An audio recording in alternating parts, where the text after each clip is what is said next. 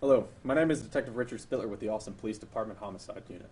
I'm here today to provide details of our preliminary investigation into the murder of Anna Mariah Wilson. I'll take a few questions at the end. On May 11, 2022, at approximately 9:56 p.m., Austin police officers responded to a check welfare urgent call at 1708 Maple Avenue in Austin. Upon their arrival, they found the resident of 1708 Maple Avenue performing CPR on a female. That female was Anna Wilson.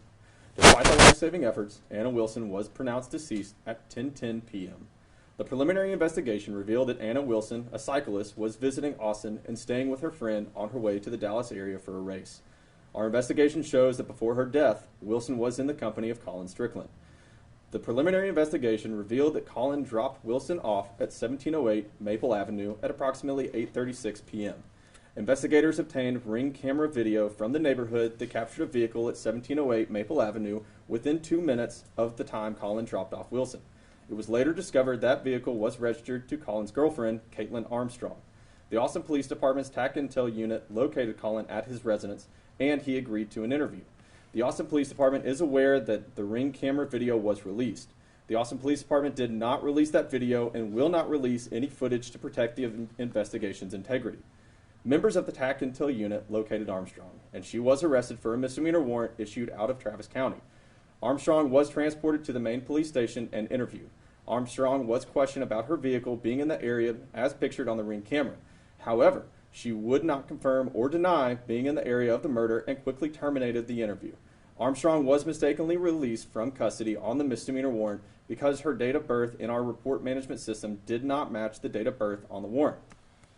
On May 12, 2022, a search warrant was executed at the residence of Colin and Armstrong, and 2 handguns were seized. On May 17, 2022, the Austin Police Department's ballistic unit positively identified one of those handguns as the handgun that fired the spent cartridge cases on Wilson's murder. That same day, a municipal court judge issued a warrant for Armstrong's arrest for the offense of murder. The United States Marshal Service and Lone Star Fugitive Task Force are leading the fugitive investigation. Can you elaborate on the date of births not matching? Can you explain that situation? Yes, so there was, in our report management system, it did show that Miss Armstrong had a date of birth listed in April rather than in November. Her correct date of birth is actually November. And how did that lead to mistakenly releasing her? So based off of our report management system, we cannot simply arrest somebody if there is some sort of a discrepancy, meaning that warrant would not be valid. And does this have to do with her prior warrant that she had? I'm not. No, so the current warrant for her arrest is also is for November. At the time, whenever we did see that warrant for her arrest, whenever she was arrested for that misdemeanor offense, it was believed that her date of birth was April, not November, based off of our report management system. Okay, so if the date of births were correct and matched, her warrant would have been issued before the 17th? Not for murder, no ma'am. So, I guess, I'm sorry, this is just me wanting to clarify everything so I know for sure. How exactly was she mistakenly released then? So the date of birth that we had in our system for her was prior to the warrant. Prior to the warrant. Okay.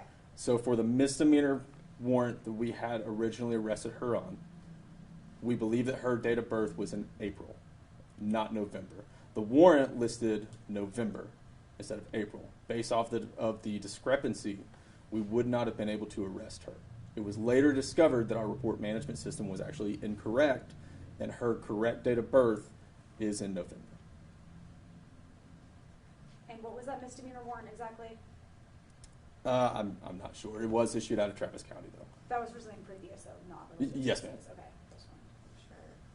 So we're just now seeing the video of her at ABIA leaving to Houston and then to New York. How are we just now seeing that video? So that's going to be part of the fugitive investigation, which is being led by the Marshal Service.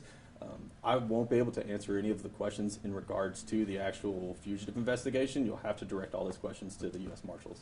But you're aware that with the U.S. Marshals, they're still kind of actively searching, correct? Correct, yes, sir. Is there anything with this date of birth discrepancy, if there wasn't one? I know you said that you wouldn't have been able to issue that murder arrest, but was there anything with that, if the date of births were correct from the beginning, that would have been able to allow you guys to keep her in custody after questioning, given that she wasn't confirming or denying anything? She would have been able to be arrested on the Class B misdemeanor warrant, but because it is a misdemeanor warrant, we would not necessarily have been able just to hold her. She still would have been afforded bond, just like everybody else. She would have been able to post that bond as well. So that did not impact the timeline of the arrest warrant for murder being issued on the 17th? No, ma'am. Okay, thank you.